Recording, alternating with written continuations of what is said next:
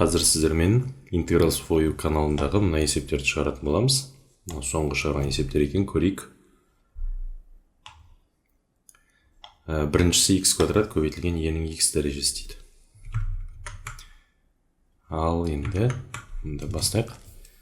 Бірінші интегралымыз x квадрат көбейту e-нің x дәрежесі dx. Бұны табу үшін біз di методты қолданысылайық. Себебі x квадратта мен 3 рет туындалсам ол 0-ге тең, сәйкесінше e-нің x дәрежесін 3 рет интегралдай аламын ауызша. X квадрат 2x 2 0, яғни төмен қарай d-ның асты дериватив, яғни туындысын аламыз. Енді i-дың астына мен e-нің x дәрежесін жазайын. Бұл i дегеніміз интеграл дегендегі i ғой. Төмен қарай интегралдаймыз. e-нің x. Енді келесі біреуге төмен көбейтеді екенбіз. Біріншісінің таңбасы плюс, екіншісінің таңбасы минус, сосын келесі плюс. Сонда бұның жауабы бізде x квадрат e-нің x дәрежесі азайтылған 2x e-нің x. Келесі көбейтеміз, плюс таңбасын қоямыз. Сонда плюс 2 еселенген e-нің x дәрежесі. Егер осылай қалдырып кетсеңіздер, онда жауаптарыңыз толық емес болып есептеледі. Себебі соңында плюс сын ұмытпаймыз. Себебі бұл бізде қандай анықталмаған интеграл. Енді келесі x квадрат көбейтілген ln x dx. Осының интегралын табайық. Сонда бұны табу үшін енді бұл жерге бізге бөліктеп интегралдау керек болады. Сонда мен ln x-ті u десем, du дегеніміз 1 бөлінген x dx-ға тең. Ал dv деп отырғанымыз x квадрат dx. Ал v-ны табатын болса интегралдаймыз. Сонда x куб бөлінген 3 екен. Формуласы бізде u көбейту v азайтылған интеграл v du. Сонда u мен v-ны көбейтеміз. Сонда x-тің 3 дәрежесі бөлінген 3 көбейту ln x азайтылған интеграл x куб бөлінген 3 көбейтілген 1 бөлінген x dx. Сонымен x куб бөлінген 3 ln x. Келесі 3-тен 1 деп алдына шығарып жіберейік. Сол кезде менде x квадрат қалады ғой. x квадраттың интегралы x куб бөлінген 3 плюс с-ға тең екен. Екінші есебіміз шықты. Үшінші есебіміз интеграл x бөлінген e-нің x дәрежесі dx екен. Бұны мен қазір жазатын болсам, бұл былай болып тұр ғой. X көбейту e-нің минус x дәрежесі dx. Сонда біз қазір бөліктеп интегралдаймыз. Бөліктеп интегралдағанда мен u деп x-ті белгілей салайын.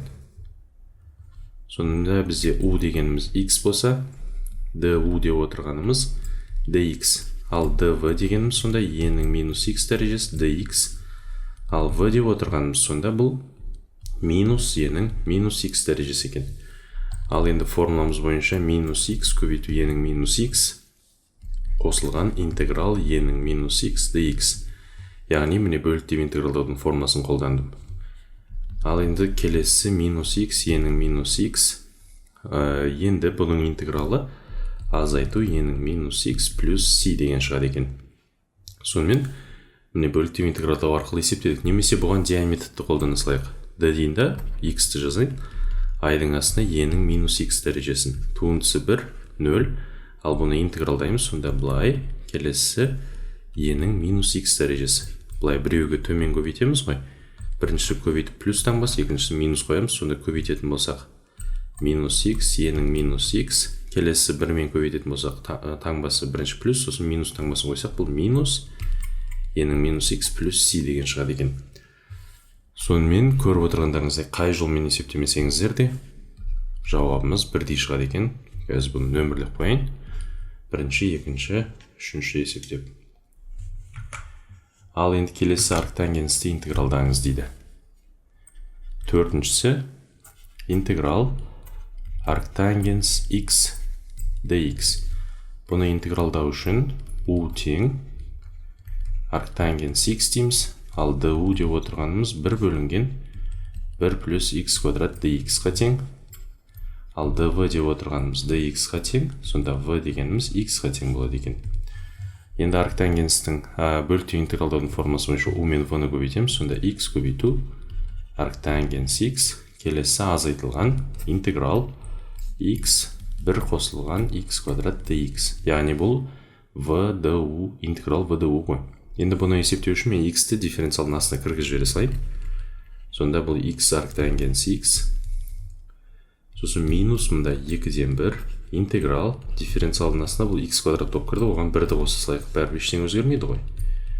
Себебі x квадраттан мына x квадрат плюс 1-дің туындысы бәрібір 2x болады да, мына 2-мен қысқарып, сонда x dx береді бізде. Сонда бұның жауабы x арктангенс x азайтылған 2-ден 1 ln 1 қосылған x квадрат плюс c екен. Бұл жерге модуль таңбасын қоймай қойып, жай жақшаға ауыстырсаңыздар болады. Себебі 1 плюс x квадрат әрдайым қандай? 1-ден үлкен немесе тең. Келесі арк синус x дейді. Ал бесіншісі арк синус x екен. Көрейік. Интеграл арк синус x dx. Бұны интегралдау үшін бөліктеп интегралдау формуласын қолданамыз. U дегеніміз арк синус x, du деп отырғанымыз dx бөлінген түбірдің астында 1 азайтылған x квадрат. Ал dv дегеніміз dx, v дегеніміз x-ға тең екен. Сонымен формула бойынша міне x арк синус x келесі азайтылған интеграл x көбейтілген 1 азайту x квадрат түбірдің астында dx екен. X-ті дифференциалдың астына кіргізе салайық, және минус таңбасымен қосып кіргізейік. Сонда бұл x арк синус x қосылған 2-ден 1 интеграл дифференциалдың астын мен былай жазам ғой.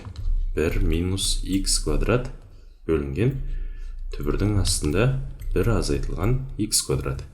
Қараңыздар, мына 1 минус x квадраттан туындасаңыздар 1-дің туындысы 0, ал минус x квадраттың туындысы минус 2x, минус 2 мен 2 қысқаратты минус таңбасымен мына минус x dx-іміз қалып отыр.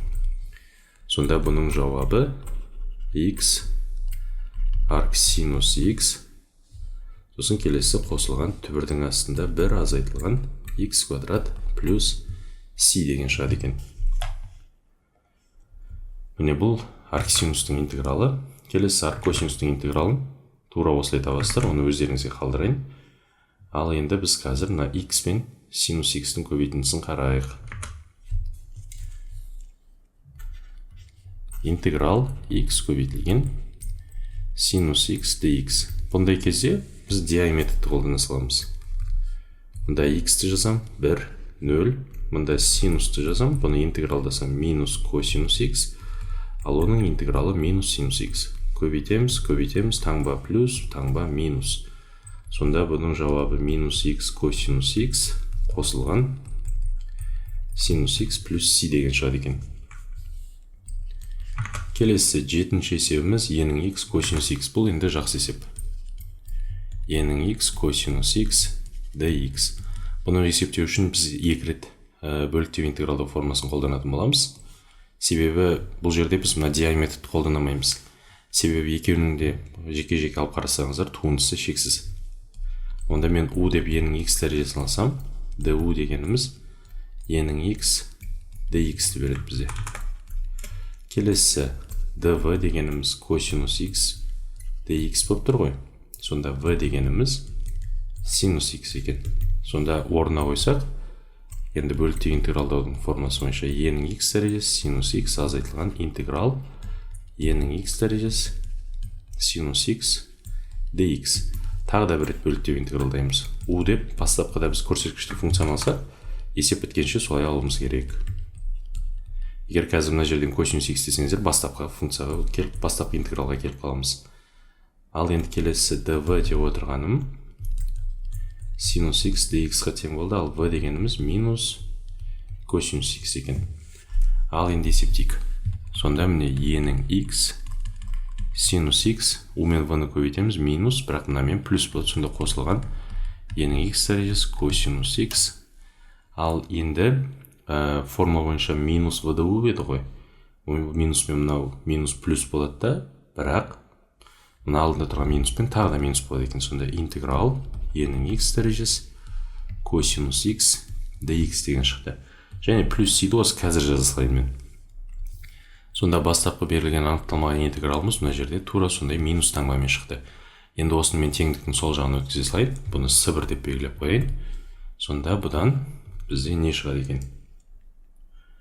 Теңдіктің сол жағын өтсе, бұл екі еселенген интеграл e-нің x косинус x dx бұл тең e-нің x дәрежесі синус x қосылған косинус x плюс с1 екен. Енді осының екі жағын екіге бөліп тастайық, теңдіктің екі жағында. Сонда интеграл e-нің x дәрежесі косинус x dx бұл тең 2-ден 1 e-нің x дәрежесі синус x қосылған косинус x плюс с дей салайық. Бұл жердегі с деп отырғанымыз с1 бөлу 2 ғой, сонымен с деп белгілей салдым.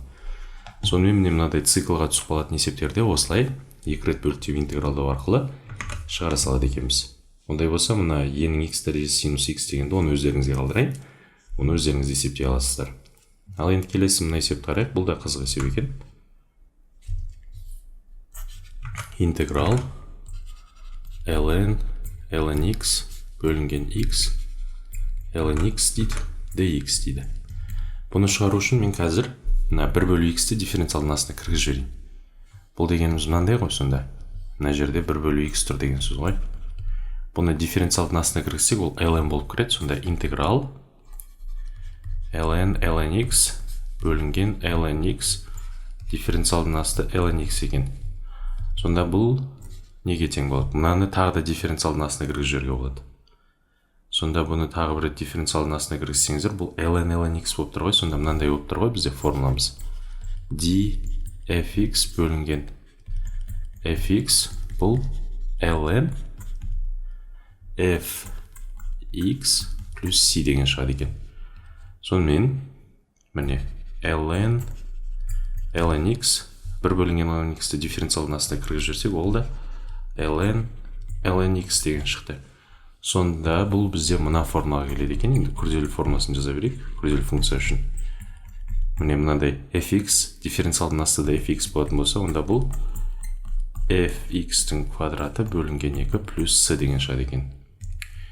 Сонымен есептейтін болсақ, бұны міне ln x-тің квадраты бөлінген 2 қосылған с деген шығады екен. Бұл есебімізді аяқтадық. Ал енді келесі мына e-нің x синус ex дейді. Көрейік. Интеграл e-нің x дәрежесі көбейтілген синус e-нің x дәрежесі dx дейді. e-нің x дәрежесін дифференциалдың астына кіргізіп жібере салыңыздар. Сонда бұл синус e-нің x дәрежесі d e-нің x дәрежесі. Ал бұл сонда синус x dx-ға келіп тұр ғой, синустың интегралы минус косинус e-нің x дәрежесі плюс с деген шығады екен. Ал енді келесі мына есебімізді көрейік. Интеграл түбірдің астында 1 азайтылған x-тің квадраты бөлінген x квадрат dx дейді. Бұны есептеу үшін меніңше қазір бөліктеп интегралаумен де шығаруға болады, немесе тригонометрияға алмастыру жасайық. X деп синустан алайын. Себебі мына түбірдің астында 1 минус x квадрат дегеніміз бұл катетін беріп тұр ғой. Бір тікбұрышты үшбұрыштың катетін береді. Сонда dx-ті табатын болсақ, ол косинусты dt-ға тең екен. Орнына қояйық. Сонда интеграл 1 минус x квадрат, сонда 1 минус синус квадратты дегеніміз косинустыға тең. Ал бөлімінде синус квадратты, ал dx деп отырғанымыз неге тең еді? Косинусты dt. Міне сонда косинусты dt. Ал енді осыны орнына қоятын болсақ, косинус квадрат шығады ғалымында. Мен оны 1 азайтылған 1 азайту син квадрат деп жазайын. Синус квадратты бөлінген синус квадратты dt. Жеке-жеке бөліп тастайық. Сонда интеграл dt бөлінген синус квадратты азайтылған интеграл 1 көбейтілген dt шығады. Сонда 1 бөлінген синус квадраттың интегралы бұл минус котангенс t, ал 1-дің интегралы минус t плюс с деген шығады. Ал енді t дегеніміз сонда арк синус x екен ғой, орнына қоя саламыз. Сонда минус котангенс арк синус x азайтылған арк синус x қосу с деген шықты. Сонымен міне мына берілген есебімізді аяқтадық. Бұл 7-ші есеп болған. Онда мынауымыз 8, мынау 9, мынау 10-ші есебіміз. Келесі мына есепті көрейік. X квадрат. Сонда бұл 10 болса, келесі 11-ші есеп. 11-ші есебіміз. Интеграл dx бөлінген x квадрат қосу x плюс 1 дейді. Бұндай есеп шығарған кезде біз бөлімінен толық квадратын бөліп алайық бірінші. dx бөлімінен толық квадратты бөліп алсам, бұл x қосылған 2-ден 1-дің квадраты қосу 4-тен 3 деген сөз. Ал енді бұл дифференциаласын түрлендіре салайық. Мынаны мен қазір қосу 2-ден 1 деп былай жаза берсем ештеңе өзгермейді. Сонда ал мына 4-тен 3-ті біз бүйтіп жазайық. 4-тен 3-ті бірдеңенің квадраты ретінде жазсақ, түбір асты 3 бөлу 2-нің квадраты дейін. Сонда бұл арктангенсінің формуласына келіп тұр ғой. Сонда 1 бөлінген түбір асты 3 бөлінген 2, мұнда арктангенс t-ның орында сонда x плюс 2-ден 1 ғой. Бөлінген түбір асты 3 бөлу 2 плюс с деген шығады екен. Сонымен мына 11-ші есебімізді шығаруды аяқтадық. Енді келесі мына ln-ге байланысты есепті көрейік. 12 интеграл ln x қосылған түбірдің астында 1 плюс x-дің квадраты dx дейді. Бұл бөліктеу интегралдау арқылы u деп ln 1 қосылған мында x қосылған түбірдің астында 1 плюс x квадрат алайық. du дегеніміз бұны туындыласақ 1 бөлінген x қосылған түбірдің астында 1 плюс x квадрат, ал бұндан туындалсақ 1 қосылған x бөлінген түбірдің астында 1 плюс x квадрат dx деген шығады ғой осылай. Ал енді dv деп отырғанымыз dx-ға тең, сонда v дегеніміз x-ға тең екен. Қазір мынаны ортақ бөлімге келтіріп есептейтін болсақ, бұдан менде қазір не шығады екен? U мен v-ны көбейтіп алайын мен, сонда x көбейтілген ln x қосылған 1 плюс x-тің квадраты. Енді келесі ортақ бөлімге келтірсеңіздер, мұнда x қосу түбір асты 1 плюс x мына бөліммен қысқарады, сонда бізде не қалып тұр ғой? 1 бөлінген түбір асты 1 плюс x квадрат қалып тұр. Сонда азайтылған интеграл x мына жақта 1 қосылған x квадрат dx деген шығып тұр ғой. Ал енді осыны интегралдайтын болсақ, мына x-ті мен дифференциалдың астына кіргізе салам. Сонда x ln x қосылған 1 плюс x-тің квадраты мұнда азайту 2-ден 1 интеграл d 1 плюс x-тің квадраты дифференциалдың астында түбірдің астында 1 плюс x квадрат. Сонда мынау бізде қай формуланы естеріңізге салып тұр? dx бөлінген 2 еселенген түбір асты x, ал ол түбір асты x-тің интеграл ғой. Сонда бұның жауабы x ln x қосылған 1 қосу x-тің квадраты азайтылған түбірдің астында 1 қосу x квадрат қосу с-ға тең болады екен. Сонымен міне мына есебімізді шығаруды аяқтадық. Ал енді келесі ln x-тің интегралын көрейік. 12-ші есеп ln x dx. Бұны есептеу үшін бөліктеу интегралдау формуласы u деп ln x аламыз. du дегеніміз 1 бөлінген x dx, dv дегеніміз dx, сонда v дегеніміз x-ке тең ғой. Енді формула бойынша сонда бұл x ln x азайтылған интеграл dx екен. Сонда бұл x ln x азайту x плюс с-ға тең. Себебі мынау формуласы қандай еді бізде? Интеграл u dv бұл дегеніміз uv минус интеграл v du-ға тең. Бұл міне бөліктеу интегралдаудың формуласы екен. Бұның дәлелдеуін менің каналымнан тоже таба аласыздар. Іздесеңіздер, бөліктеу интегралдау формуласы десеңіздер шығады. Бұның дәлелдеуі өте оңай. Көбейту ережесін бірінші u көбейту v-дан туындылайсыз да оны қайтадан бір рет интегралдай салсаңыздар, тура осы формула шыға келеді екен. Егер интегралды үйренгілеріңіз келсе, интегралға байланысты есепті. Міне осы мына инстаграмдағы осы каналды көрсеңіздер болады, integrals for you деген. Бұл жерде есептердің әрқайсысы шешімімен шығар. Міне көріп отырғандарыңыздай, әрбір есептің қалай шығарылу жолын бәрін көрсетеді. Бұл енді үйренем дегендеріңізге болса, бұл тамаша канал деп ойлаймын. Жазылып алсаңыздар болады, интегралды енді бастап жатқандарыңыз болса. Міне осылардың әрқайсысын өздеріңіз шығарып көрсеңіздер болады екен.